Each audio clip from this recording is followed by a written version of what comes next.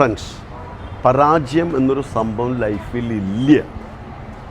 നിങ്ങൾക്ക് എങ്ങനെ പരാജയപ്പെടാൻ പറ്റും? എനിക്ക് മനസ്സിലാവുന്നില്ല. അങ്ങനൊരു സംഭവമില്ല.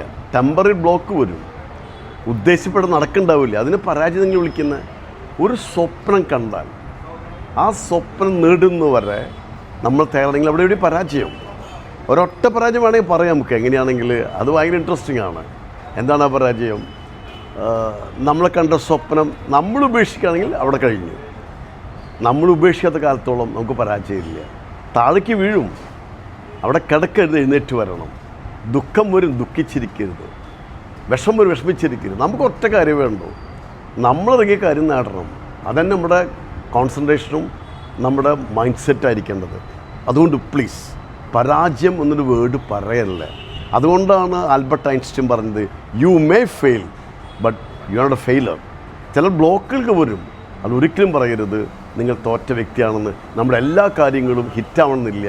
പക്ഷെ ഒരുപാട് ഹിറ്റായതുകൊണ്ടല്ലേ നമ്മളവരൊക്കെ സൂപ്പർ സ്റ്റാർസ് വിളിക്കുന്നത്. അതല്ലേ മമ്മൂട്ടി മോഹൻലാലും.